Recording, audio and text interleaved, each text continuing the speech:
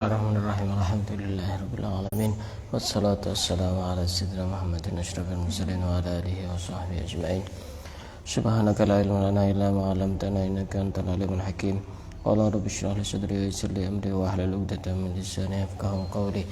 Nawaitu ta'alluma wa ta'lima li fadada wal istifada wa tadhakkura wa tadhkira wa naf'a wal intifa' wa tamassuk ala kitabillah wa sunnati rasulih. والدعاء إلى الهدى والدلالة على الخير ابتغاء مرضاته وقربه وثوابه سبحانه وتعالى. قال المصنف رحمه الله تعالى ونفعنا به وبعلومه وأمدنا بأسرار في الدارين آمين. Akan kita lanjutkan membaca kitab Syarah Nasaihul Ibad yang dikarang oleh Syekh Nawawi bin Umar dari Banten, Jawa Barat. Kita masih berada di bab yang ke-8 dan sekarang kita memasuki makalah yang kedua. Wal maqalatu asaniyatu qala Abu Bakrin Siddiq radhiyallahu taala anhu. Makalah yang kedua ini dari Sayyidina Abu Bakar Siddiq. Sayyidina Abu Bakar Siddiq ini menantu apa mertuanya Rasulullah?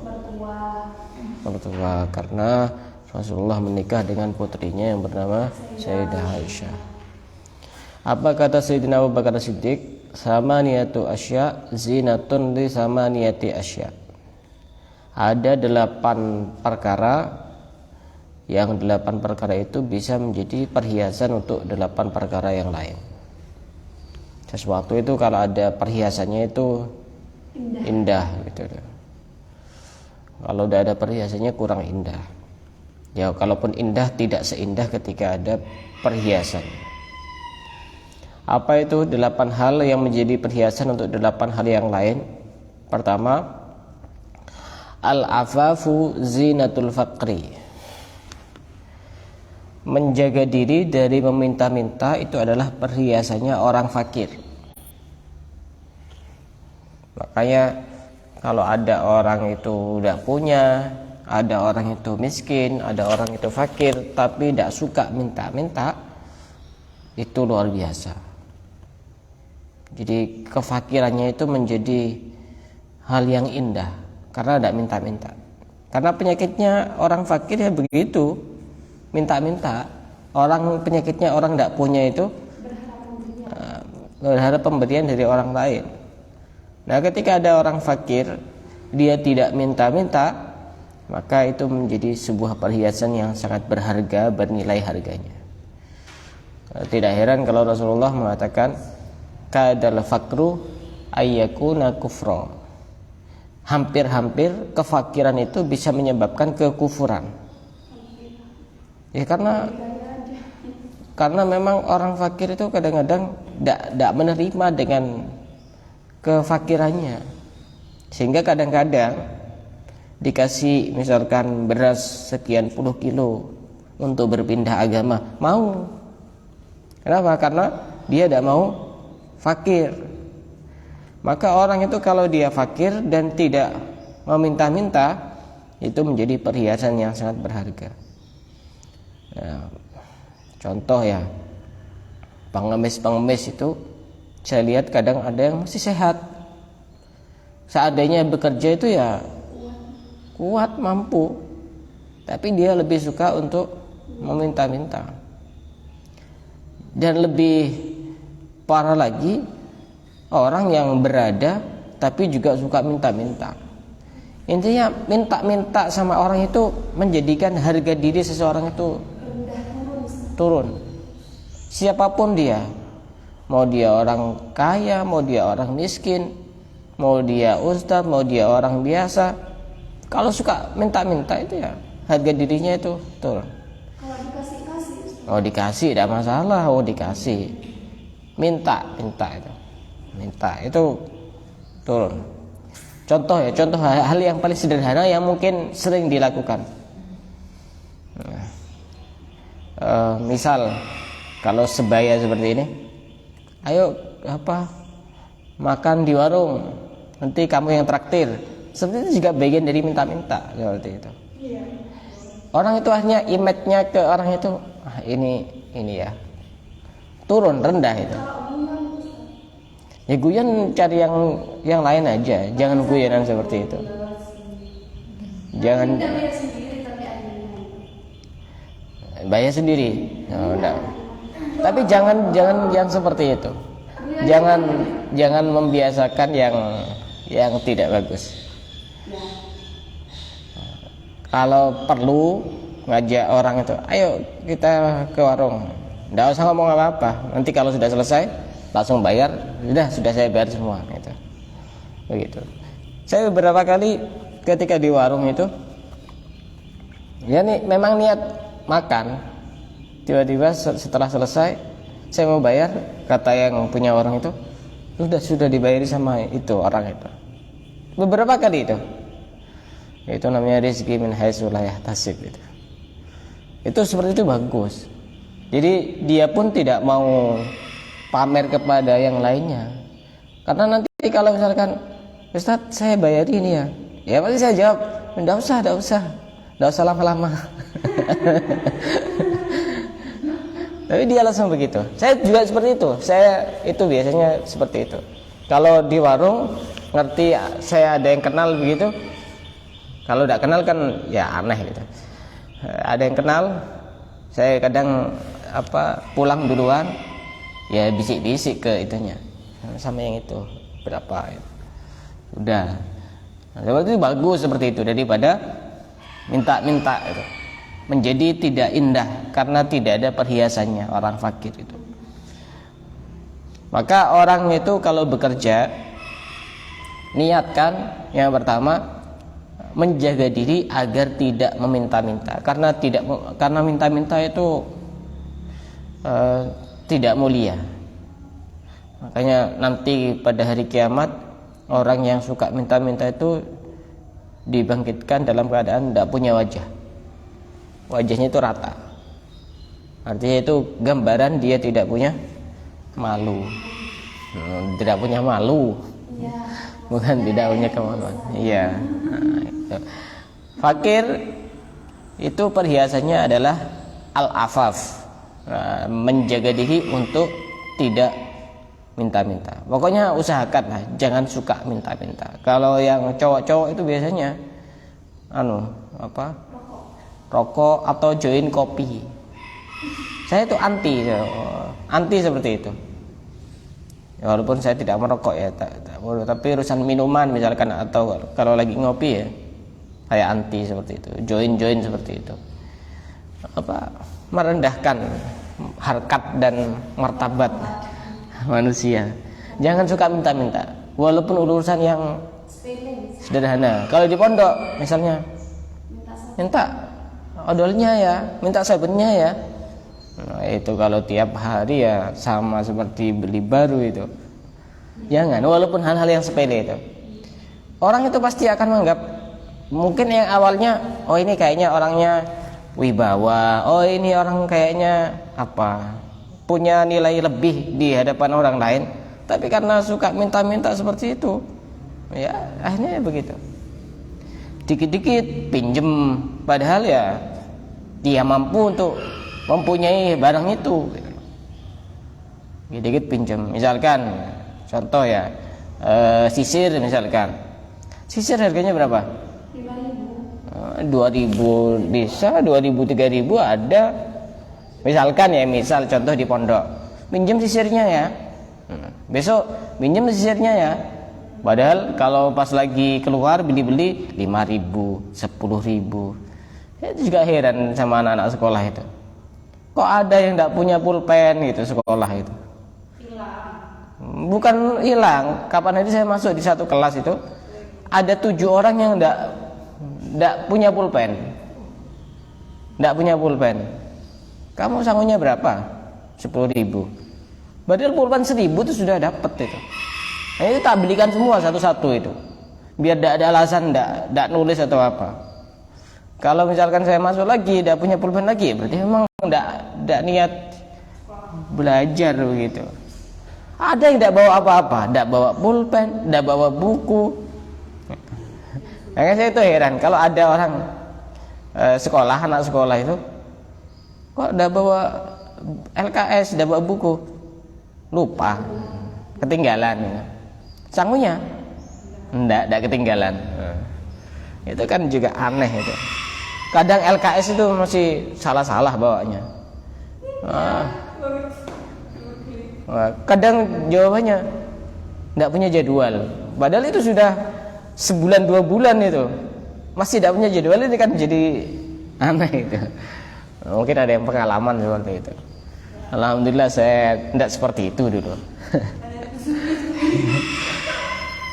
Alhamdulillah dulu saya itu anak sekolah yang rajin. Dari kelas 1 MI sampai kelas 6 itu saya ranking 1 terus. Dari kelas 1 SMP sampai kelas 3 SMP itu ya saya ranking terus.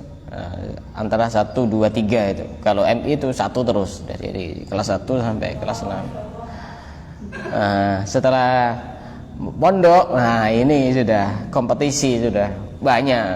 Dulu kan masih setingkat setingkat desa. Ini mondok ini kan dari berbagai kabupaten. Mondok saya ranking paling bagus ranking 3 waktu itu. Itu pun cuma 1 kali mondok selama 5 tahun. Lainnya ya masih mending lah 7, 8 gitu. Ya 7, 8, 9 pokoknya di bawahnya 10 masih mending. Nah ini yang pertama, al-afaf zinatul fakri, menjaga diri tidak meminta-minta itu adalah perhiasannya orang yang fakir. Ya tidak harus fakir yang menurut pengertian kita, artinya orang tidak punya. Selama kita itu tidak bakal mati, kalau tidak minta-minta ya sudah, jangan ya. Apalagi masih bisa hidup, masih bisa manfaatkan yang kita punya, ya sudah, jangan minta-minta. Jangan minta-minta. Yang kedua, wasyukru zinatun ni'mati. Syukur itu adalah perhiasannya nikmat. Orang diberi nikmat, kalau dia syukur, maka nikmat itu menjadi sesuatu yang indah. Karena apa? Syukur itu sababun liibqa'in ni'am al-mawjudah. Syukur itu menjadi penyebab tetapnya nikmat itu. Kalau nikmat yang kita miliki pengen tetap ada, maka caranya dengan bersyukur. Wa wasilatun ila husulin ni'amil mafqudati, dan menjadi wasilah, sarana untuk menghasilkan nikmat yang belum ada. Itu syukur. Misal ya, ada orang sudah serba berkecukupan, kendaraan punya, rumah bagus, pasangan ada, tidak sakit, sehat, apalagi jabatan juga ada, tapi dia tidak syukur, tidak jadi indah gitu. Kapan ya saya punya mobil yang merek itu misalkan? Artinya orang itu ngelihatnya, oh ternyata kamu tidak enak ya hidupnya, padahal dipenuhi dengan berbagai kenikmatan. Tidak indah kalau ada orang diberi kenikmatan tapi dia tidak syukur, itu tidak ada perhiasannya, tidak indah. Nah, makanya syukur itu penting.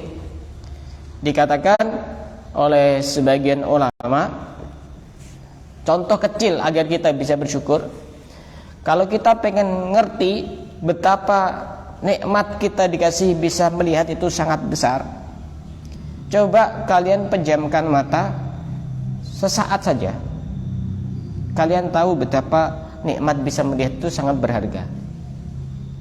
Ya coba misal ya, pejamkan mata selama setengah jam misalkan, atau 10 menit sambil jalan dituntun sama orang. Kira-kira gimana rasanya? Rasanya gimana? Pada saat itu kita akan bisa merasakan betapa nikmat itu sangat berharga, dan akan lebih indah kalau kita bisa bersyukur terhadap kenikmatan itu. Saya pernah baca tulisan cara untuk bisa bersyukur. Kalau kita pengen bisa bersyukur, coba pergi ke rumah sakit. Oh, kita akan ngelus-ngelus dada, alhamdulillah, alhamdulillah. Itu ternyata ada orang yang makannya itu tidak bisa lewat mulut, tapi pakai infus. ada yang cuma bisa berbaring, duduk saja tidak bisa. Ada yang tidak bisa apa-apa sudah koma. Alhamdulillah. Kalau ada orang yang di rumah sakit tidak bisa banyak bersyukur itu ya, Masya Allah itu sudah. Mestinya harus. Terus coba sesekali kamu pergi ke penjara begitu. Alhamdulillah saya ini masih diberi kenikmatan bebas kemana-mana, bisa ke pasar, bisa ke Indomaret, Alfamaret, bisa jalan-jalan. Alhamdulillah. Itu ketika orang itu diberi kenikmatan seperti itu, maka nanti dia akan menjadi indah hidupnya karena ada syukur gitu. Ada syukur. Makanya dulu itu ada sebagian ulama ketika keluar dari kamar mandi, keluar dari jeding, keluar dari WC itu langsung sujud syukur kepada Allah. Kenapa? Karena Allah memudahkan makanan itu bisa masuk dan makanan itu bisa keluar. Coba seandainya makanan cuma bisa masuk, tidak bisa keluar, kira-kira gimana? Alhamdulillah itu. Alhamdulillah.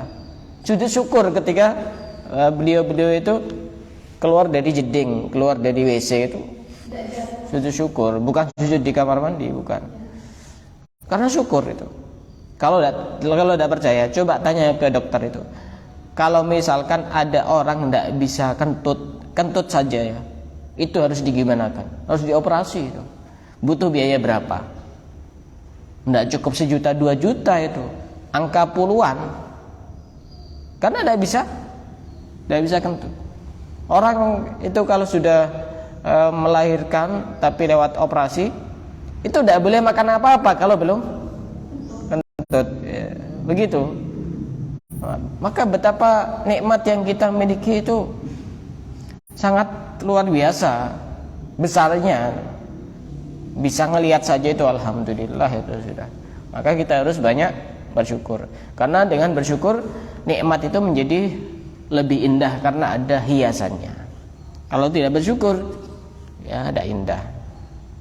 Maka salah satu cara untuk kita bersyukur dalam hal urusan dunia, kita selalu melihat kepada yang ada di bawah. Itu penting, biar banyak syukurnya. Misal kadang-kadang anak muda itu gengsian, HP misalkan, wah itu mereknya iPhone, oh itu mereknya apa, HP yang bagus-bagus itu lah. HP saya HP apa misalnya yang murah, harganya 500.000. Alhamdulillah sudah dikasih HP bisa untuk komunikasi. Itu sudah alhamdulillah. Sehingga banyak untuk bisa bersyukur kepada Allah. Atau kadang kalau anak pondok itu urusan kiriman itu kadang membanding-bandingkan dengan yang lain. Ya, seperti itu akhirnya tidak syukur. Nah, itu pesan yang kedua. Yang ketiga, wasabru zinatul bala. Sabar itu adalah menjadi perhiasan ketika terkena ujian, cobaan, musibah dan bala. Orang ketika terkena bala, ketika terkena ujian, musibah, cobaan, itu tidak indah kecuali jika dia bersabar. Kalau dia bersabar, maka segala sesuatu yang dia alami akan menjadi indah karena ada perhiasannya, ada sabarnya. Ya belajar. Innama yuwaffas sabiruna ajrahum bighairi hisab. Makanya sabar itu berat karena pahalanya itu tidak terhitung. Tidak ada yang bisa menghitung pahalanya orang bersabar. Innama yuwaffas sabiruna ajrahum bighairi hisab. Ya, sesuatu yang besar hadiahnya ya berat rintangannya. Itu.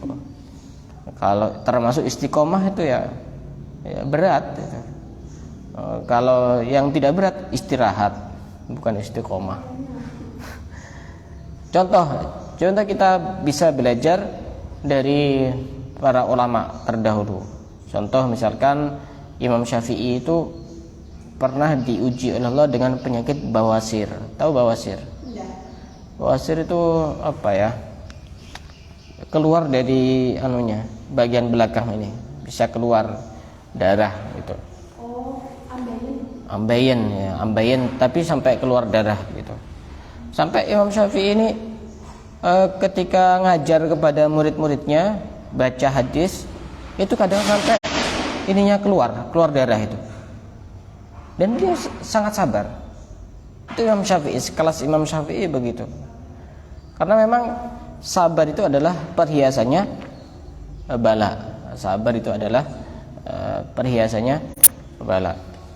Dan bukan cuma urusan penyakit, tapi urusan ujian, cobaan, itu juga sudah semestinya belajar untuk bersabar.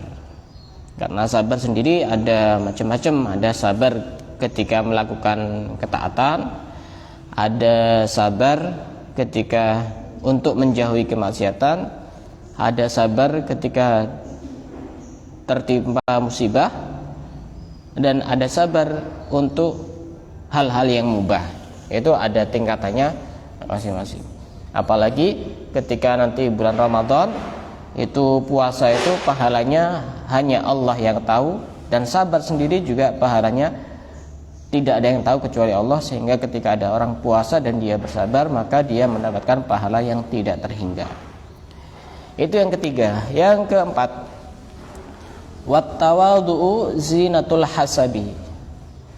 Tawadhu itu adalah perhiasannya keluhuran. Keluhuran di sini bisa jadi orang itu luhur karena keturunan-keturunannya, karena bapak-bapaknya, atau karena memang dia mulia karena dirinya sendiri, dari agamanya atau hartanya atau kedermawanannya atau keberaniannya.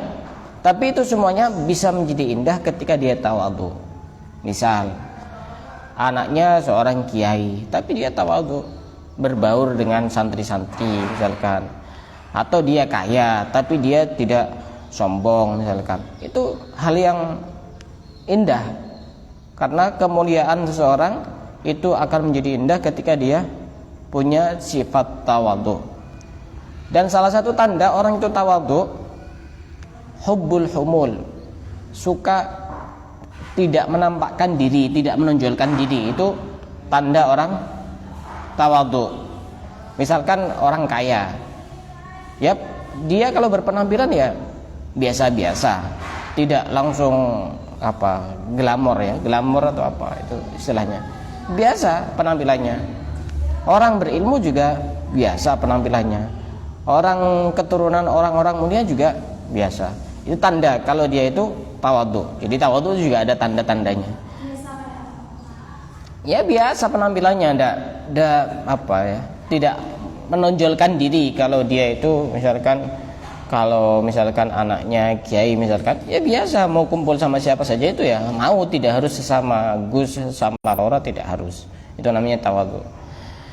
Yang kedua tanda orang itu tawadhu itu dia menerima kebenaran dari siapapun, baik dari orang yang ada di bawahnya maupun dari orang yang ada di atasnya. Kalau itu benar, walaupun misalkan dari muridnya, ya diterima.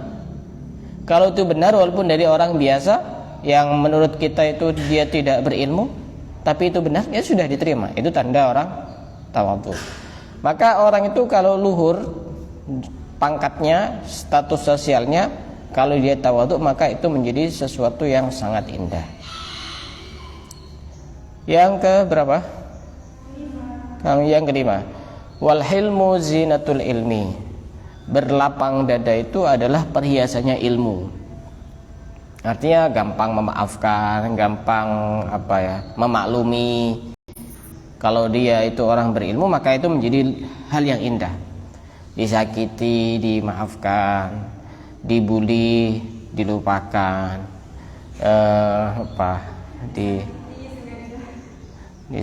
disakiti suruh nyakiti lagi. Itu pokoknya hatinya itu lapang, hatinya itu lapang dada. Ndak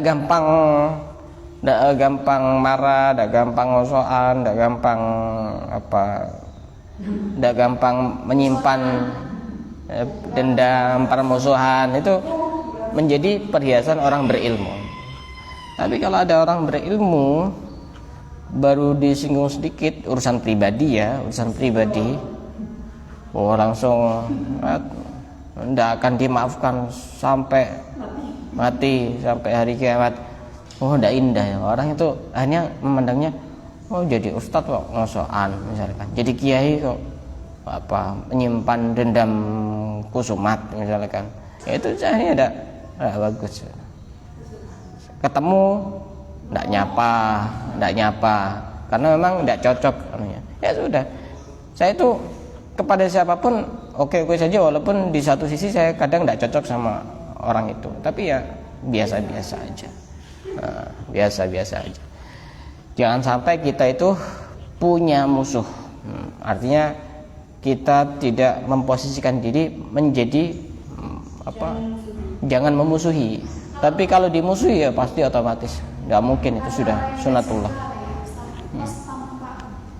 Ya biarkan aja, senyumin aja, disenyumi aja. Karena memang bisanya cuma itu dia. Disenyumi aja, tidak usah ribet. Jangan sibuk memikirkan orang yang membenci sampai kita lupa untuk mencintai orang yang mencintai. Biarkan aja. Alhamdulillah dia itu memang masih punya mata, makanya masih bisa ngelirik. Kalau matanya tidak sehat kan tidak bisa ngelirik, merem terus. Cuek aja gitu, tidak usah susah-susah. Lah ini, masya Allah, la quwata illa billah. Kalau khawatir terkena ain, ucapkan masya Allah, la quwata illa billah. La quwata illa billah. Itu penangkal agar tidak terkena ain. Masya Allah, la quwata illa billah. Baik ketika dilihat orang atau ketika kita muji kepada orang lain, baca itu. Biar kadang khawatir mata kita sendiri yang juga bisa menimbulkan ain kepada orang lain. Gitu. Masya Allah, la quwata illa billah. Kemudian yang ke berapa? 6. Wattadzallulu zinatul muta'allimi. Merendahkan diri itu adalah perhiasan bagi santri, bagi orang yang belajar. Orang belajar itu jangan sombong-sombong. Disuruh ini ya mau, disuruh itu ya mau. Itu namanya merendahkan diri. Tidak memposisikan diri sebagai orang yang terhormat. Disuruh apa? Disuruh nyapu mau, disuruh ngepel mau, disuruh apa begitu, ngambil sampah, buang sampah mau. Itu namanya merendahkan diri. Akhirnya orang yang lagi cari ilmu itu dia menjadi mulia. Makanya tidak heran ada makalah yang mengatakan dalil tu taliban fa'aziztu matluban. Aku dulu itu merendahkan diri ketika menjadi tolib. Tolib itu menjadi santri, menjadi murid. Fa'aziztu matluban, sehingga nanti aku menjadi orang yang banyak dicari. Aku menjadi orang mulia karena banyak dicari orang. Kita itu tirakatnya tidak sama seperti orang dulu. Contoh dulu itu ada cerita. Ini ada banyak versi. Ada yang mengatakan ini Kiai As'ad, ada yang mengatakan ini Kiai Wahab, tambah beras Jombang, macam-macam versinya. Intinya dulu itu ada bunyai yang cincinnya jatuh di WC. Cincinnya itu jatuh di WC.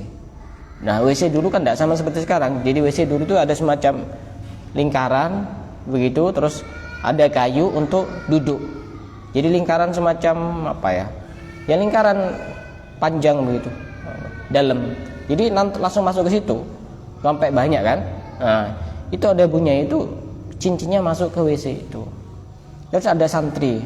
Ini ada banyak versi. Allah alam mana yang benar. Cuma ada banyak versi. Di antaranya ada yang mengatakan, itu ceritanya Kiai As'ad, itu ceritanya Kiai Wahab Hasbullah. Ada macam-macam. Intinya ada santri dipanggil sama kiainya. Ini bunyai cincinnya hilang di WC. Coba gimana? Dicari itu. Coba. Bukan di kolam itu ya. Bukan di kolam renang. Kolam renang nyaman. Di WC itu. Jadi nyelam. Tidak bisa dibayangkan itu. Santri dulu seperti itu. Tidak merasa jijik, tidak merasa terhina, karena memang menghinakan diri pada saat masih belajar itu nanti dia akan menjadi mulia. Seperti itu. Santri sekarang tidak bisa. Kadang hal-hal yang remeh saja sudah tidak kuat. Itu lebih hebat lagi seperti itu. Ada dulu itu santri itu yang kalau di Tarim itu ada cerita. Kalau di pondok-pondok Arab kan ini kamarnya ada kasurnya. Ada santri selama mondok itu tidak pernah tidur pakai kasur. Dari pertama kali mondok sampai lulus. Ya riyadhah seperti itu nanti akan bisa dirasakan hasilnya ketika sudah selesai. Maka santri itu tidak bisa dinilai pada saat dia masih belajar. Oh ini dia ranking 1, oh dia ini sering juara, oh dia punya prestasi ini, lomba juara kitab, atau lomba ini punya kelebihan ini. Tidak bisa. Kalau sudah pulang itu baru bisa dinilai dia dimanfaatkan sama orang apa tidak. Kalau dimanfaatkan, oh berarti betul-betul ilmunya manfaat. Karena memang banyak cerita itu. Ada yang ketika mondok cuma nyapu dan nyapu. Ngajinya cuma kalau ada kesempatan dia ngaji. Pulangnya jadi tokoh besar. Banyak seperti itu. Asal ikhlas. Entah ikhlas ya sama saja. Nah, kemudian yang ke berapa? 7. Wa tarkul minnati zinatul ihsan. Tidak mengungkit-ungkit pemberian itu adalah perhiasannya berbuat baik. Berbuat baik kepada orang itu baik, tapi menjadi tidak baik kalau diungkit-ungkit. Diungkit-ungkit. Biasanya orang ungkit-ungkit itu ketika dia butuh sama orang yang dulu pernah dikasih, biasanya.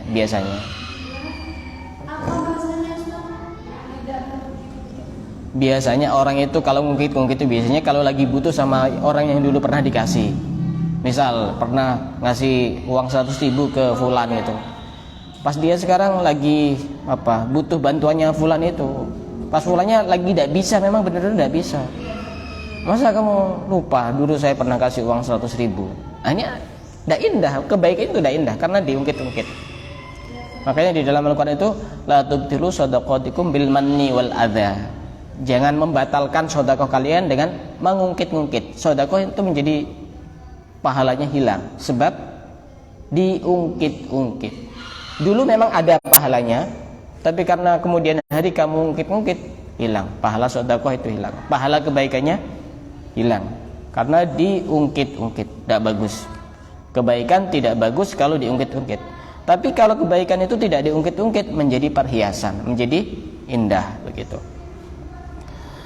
Yang berikutnya yang ke-8, wal khusyu'u zinatus shalah. Khusyuk itu menjadi perhiasannya orang yang sholat.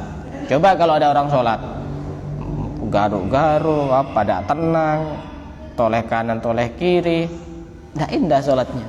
Tapi kalau dia khusyuk, maka kekhusyuan itu menjadi perhiasan pada saat dia sholat itu. Kalau khusyuknya orang-orang terdahulu itu, masya Allah, tidak sama seperti khusyuknya kita. Kita itu digigit nyamuk saja itu langsung bergerak, refleks gitu. Orang-orang dulu ada itu yang sakit yang harus dioperasi. Mereka itu bilang, ulama-ulama dulu itu, operasi saya pada waktu saya sholat. Pada waktu saya sholat. Ketika sudah sholat, dioperasi dan tidak merasakan apa-apa. Setelah selesai sholat, ini si ulama ini bilang, sudah dioperasi, sudah dimulai, sudah dari tadi sudah selesai. Saking khusyuknya sholat. Seperti contoh siapa sahabat yang wafatnya ditikam dari belakang, siapa? Sayyidina Umar bin Khattab. Tetap dilanjutkan. Khusyuknya orang-orang terdahulu seperti itu. Khusyuknya kita itu ya masya Allah. Untungnya khusyuk itu tidak menjadi syarat sahnya sholat. Seandainya menjadi syarat sahnya sholat, nah, insya Allah sholat kita tidak ada yang sah itu. Untungnya khusyuk itu hanya bukan menjadi syarat sahnya sholat, tapi menjadi kesempurnaan sholat itu sendiri. Nah itu 8 hal yang bisa menjadi perhiasan untuk 8 hal yang lain. InsyaAllah makalah yang ketiga dari Sayyidina Umar bin Khattab akan kita lanjutkan pada pertemuan yang akan datang. Wallahu a'lam bishawab.